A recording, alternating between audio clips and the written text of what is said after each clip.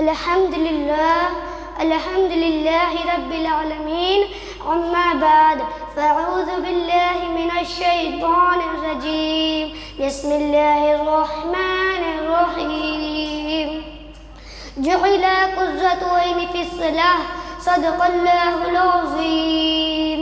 امام عشق و محبت مجدد دین و ملت سرکار اعلیٰ حضرت فرماتے ہیں، کعبے کے بدرالدجا تم پہ کروڑوں درود، کعبے کے بدرالدجا تم پہ کروڑوں درود، طیبہ کے شمس الضحا تم پہ کروڑوں درود، شافعی روز جزا تم پہ کروڑوں درود، شافعی روز جزا تم پہ کروڑوں درود، دافع جملہ بلا تم پہ کروڑوں درود۔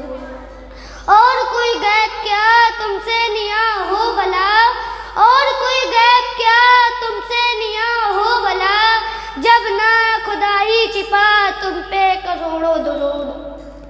کام وہ لے لیجئے تم کو جو راضی کرے، کام وہ لے لیجئے تم کو جو راضی کرے، ٹھیک ہو نام رضا تم پہ کروڑوں درود۔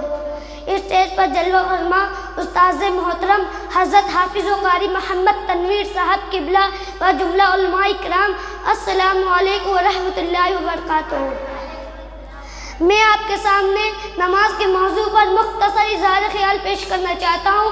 دعا کیجیے اللہ تعالی ہم سب کو اس پر عمل کی توفیق عطا فرمائے۔ حضرات، نماز دین اسلام کا دوسرا عظیم ترین ستون اور ایمان کے بعد سب سے پہلا رکن ہے۔ نماز سب سے بڑی عبادت ہے۔ جس کی زندگی میں نماز ہے اس کی زندگی میں برکت ہے، عزت ہے، راحت ہے اور سکون ہے۔ نماز عظیم شہ ہے کہ اللہ تعالیٰ نے اسلام کے سارے احکام زمین پر عطا فرمائے، لیکن جب نماز کی باری آئی تو حق تعالیٰ نے اپنے محبوب حضرت محمد مصطفیٰ صلی اللہ علیہ وسلم کو شب معراج میں آسمان پر بلا کر عطا فرمایا۔ گویا نماز خدا کا قیمتی تحفہ ہے جو اس نے امت محمدیہ کو بخشا ہے۔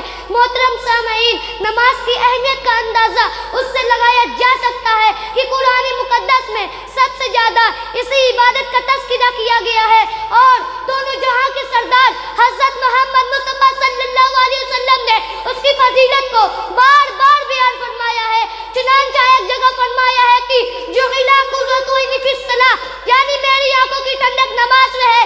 ایک حدیث میں فرمایا الصلاۃ عماد الدین، یعنی نماز دین کا ستون ہے۔ فرمایا جس نے اسے قائم کیا اس نے دین کو قائم کیا اور جس نے اس کو قائم نہ کیا اس نے دین کو ڈھا دیا۔ محترم سامعین، آپ صلی اللہ علیہ وسلم نے فرمایا جب بچہ 7 سال کا ہو جائے تو اسے نماز کا حکم کرو اور جب 10 سال کا ہو جائے تو اسے نماز چھوڑنے پر مارو۔ محترم سامعین کرام، نماز چھوڑنا بہت بڑا گناہ ہے۔ آپ صلی اللہ علیہ وسلم نے فرمایا ایمان اور کفر کے درمیان فرق کرنے والی چیز نماز ہے۔ عزیزان ملت اسلامیہ، یہ نماز جس طرح دنیا میں عزت کا ذریعہ ہے اسی طرح آخرت میں اہل ایمان کی پہچان ہوگی۔